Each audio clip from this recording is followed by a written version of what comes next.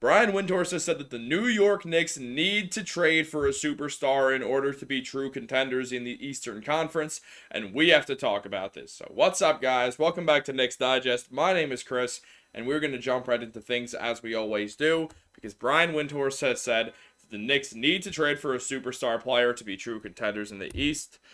It's sort of one of those things like, yeah, no kidding, Brian. We should probably trade some of these assets and get a better player in order to get into the top tier of the Eastern Conference. But also, which player exactly? And that's the thing. Windy didn't go into a specific player because there's no superstar available. So we're going to talk about a few familiar faces. Mainly the same one that we always talk about. There's probably around the 15th or 16th episode that Knicks Digest has done on the guy. Little bit about Donovan Mitchell first. I mean, the man is a tremendous player after all. If you look right here, these are his career stats.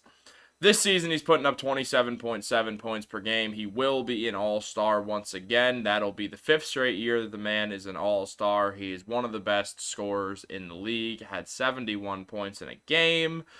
And also has the 3rd most points ever scored in a single game of the playoffs. We know Donovan Mitchell's great. No one's disputing that. I don't think you'll find anyone who does dispute it. Certainly not myself. But it's sort of a weird thing with Mitchell because we talk about him so often and you guys know the whole deal that we're just really going to finish it off with this little bit right here. Windhorst said that no matter the number of suitors, the Cavs will demand the return be as good as what they gave up for Mitchell in September of 22. So 2 good young players, 3 unprotected firsts, and 2 pick swaps for a variety of reasons. Windhorst does not believe that's possible and argues against that happening at the trade deadline. So just to really put this whole Donovan Mitchell stuff to bed for right now, at least for this video, basically the reason why this is interesting is because Windhorst seems to be indicating that the current Knicks team needs a superstar. And I think that's really dependent on what happens in the playoffs. And the Knicks obviously will not be trading for Donovan Mitchell at the trade deadline. So because of that, we really need to see what happens in the playoffs this season. Because the Knicks with an injured Julius Randle came close to beating the Miami Heat.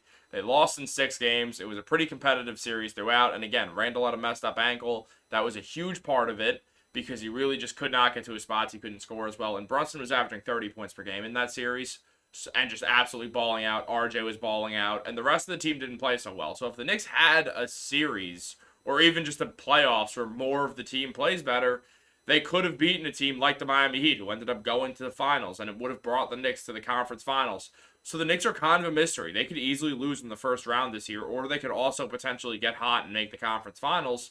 And I think a lot of who the Knicks should trade for and what level of star player they need. Do they need a true superstar? Someone who we know can be the best player on a championship team. And there's only a few of those guys. There's only a few guys in the NBA who have been the best player on a championship team. Those are LeBron, who's not going anywhere, KD, who's not going anywhere, especially the Knicks, Jokic, who's not going anywhere, Giannis, who's not going anywhere, Kawhi, who's not going anywhere, and Steph Curry, who's not going anywhere. That's it. Those are the 6 guys who have been the best players on a championship team. One could argue that Jason Tatum can be put in that list because of the consistency that they go to the conference finals and that they did make a finals appearance and are the favorites to win the NBA finals this season.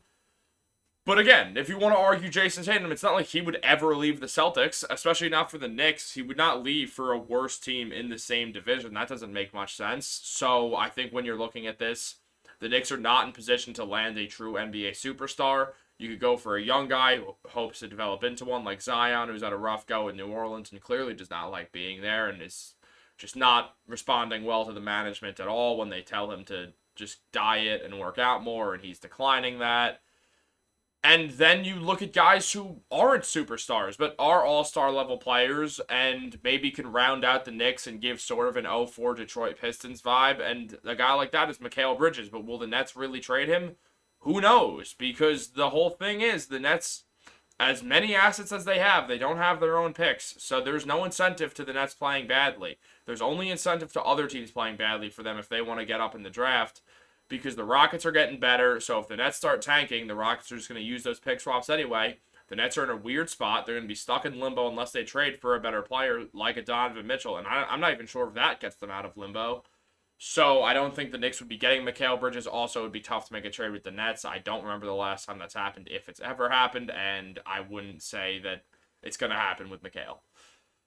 Especially because he's the best player who they got in return for Kevin Durant. He was the main piece of that trade package and the whole KD Knicks Nets thing. I don't think these two New York teams will ever get over. So then it kind of just goes back to Donovan Mitchell at the end of the day. And that's one of those things where there's a lot of reasons why Knicks fans might not want him. For instance, the fact that he's an offensive guard and there's not a mix at all right there. And I mean, I'm not the only person who feels that way. But also, Woj just does not believe there is a current sweepstakes for him either. Because on Instagram threads, which is just Twitter for Instagram or Facebook, because Instagram's owned by Facebook, does New Orleans get involved in the Donovan Mitchell sweepstakes? They have the players and picks to interest the Cavs. Woj said there's no Donovan Mitchell sweepstakes, and then a different comment said, would the Cavs consider selling at the deadline if their record is close? I assume that means like close to 500 or under, which probably won't happen. And Woj said the Cavs have too much talent and too much belief in this team to do anything but prepare to try to make a deep playoff run, which is the right move by Cleveland. They should certainly not trade Donovan Mitchell right now. They'd be selling low and they'd be giving up way too quickly. They can easily turn it around. Darius Garland can come back, have a tremendous second half of the season. So can Evan Mobley. Why not? And their bench has gotten a little better. Max Strus has shown that he's available to play big moments in playoffs and be clutch and come through for teams such as the Miami Heat. So they got options. But the real thing here is, when talking about Donovan and all this, is that ESPN's Zach Lowe said Jalen Brunson is already on the right verge of that top 15 All-NBA conversation. Do you want to add another scorer first, semi-undersized, like, say, Donovan Mitchell? How additive is that to your team? I think the Knicks are really good. I'm more bullish on the Knicks than you guys are. Can they win 2 rounds in the playoffs? They probably need some luck to do that, some health luck, some matchup luck. But they're tough as hell, and when they get Mitchell Robinson back, their defense and their physicality allows them to kind of ride out the ups and downs of shooting. There's a consistency and a force to that team that I think is hard to play against, and I think they can afford to be patient with this team and not rush to go all in. Malika Andrews said that's totally fair, and it was just in the moments last night when Jalen Brunson was doubled, he would kick it out. How many of those guys do you trust to hit the shot? And then obviously Julius Randle has been playing the best he's ever played since his ankle got healthy. But then Windhorst kind of shot it down and said they finished as the 5th seed last year. They're in 5th this year. They're not cracking the top 3 without a major talent influx. That's the Knicks. The Miami Heat were the 8th seed last year, and they went to the NBA Finals. Okay? Teams are not always making the finals as the 1st seed. Like, for instance, the last time the Cavs made the finals, and sure, they had LeBron, and that's a huge help, especially because it was 2018 LeBron. They were the 4th seed. You get teams that the 1st seed doesn't always just walk into the finals. Like, that's not how things work. Not all the time at all. The 76ers have been the 1st seed a few times. They never went to the finals in this era of Joel Embiid. So, I think it more comes with matchup luck. I'm sort of siding with Zach Lowe, though Windhorst does have a point. The Knicks don't have a true superstar as good as Jalen Brunson is. He's on the verge to becoming a superstar. He's one of the best guards in the Eastern Conference. He's clutch. He's everything you want in a star player. But it's hard to imagine that he's the best player on a championship team. And Julius Randle has just been outstanding. Like, since this ankle injury, he's been amazing. He's had 3 games where he scored less than 20 points since the beginning of November. And 2 of those games were November 1st and November 3rd when his ankle was still messed up.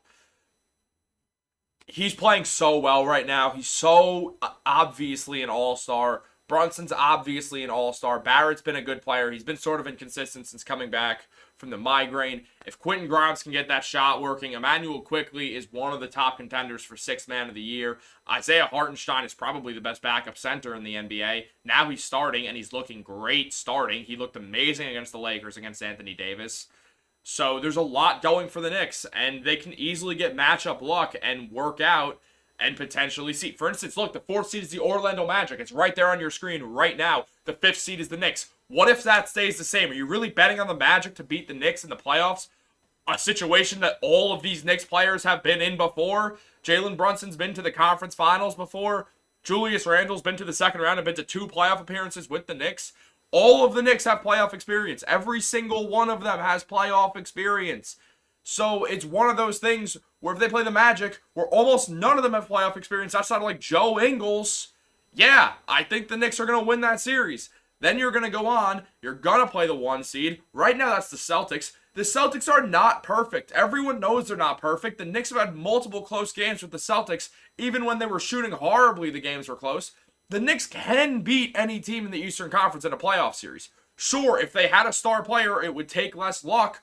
But right now, the Knicks can easily upset the Boston Celtics, the Milwaukee Bucks, or the Philadelphia 76ers because none of those teams are perfect. No team in the NBA is perfect. The closest that we're seeing is the Denver Nuggets. And they don't have they have their issues too. So really, yes, the Knicks can go to the conference finals. Arguably, if everything goes right, and I mean everything, and they get very lucky, they can go to the NBA finals. Really, I see where Windhorst is coming from, but I don't think the Knicks should rush. I agree with Zach Lowe. Don't rush into something. You don't have to go for Donovan Mitchell. You do not need Donovan Mitchell. You just beat him in the playoffs. You just came close to beating the Miami Heat, who went to the NBA Finals when Julius Randle's ankle was a mess. Now Randle is better than he's ever been before. I know what comments are going to say, well, I want to wait till Julius is in the playoffs. Sure, wait till he's in the playoffs. And if he sucks in the playoffs while completely healthy for the first time, then yeah, that's a problem. But oh well. I don't care if Emmanuel Quickley has not had his greatest playoff performances ever. He was injured last year also. It's fine. If the Knicks can get healthy and play in the playoffs against the Magic, and then they go to play the Celtics, they can pass both of those teams. The Celtics would probably beat them, but the Knicks can. And that is really all that there is to say on the topic. And then if you beat the Celtics, you can beat anyone in the East. It would be quite the gauntlet to go through the Celtics and the Bucks, and I think that's very unlikely. But if the Knicks had to face both those teams separately, they could win. Together, one after another, that would be a lot more difficult because you'd be going through two of the NBA's best teams. But who knows? It's possible, and we'll have to wait and see for the future. But no, the Knicks should not rush into anything. I think that would be the worst idea, and Leon does not rush, so I'm not concerned. That's all there is to it, guys. So have a wonderful day. Make sure to like and subscribe to the channel, or like the video, subscribe to the channel. It's the holiday season. Give us that Christmas gift of your subscription. Knicks Digest to the moon, baby. Have a great day, and go Knicks.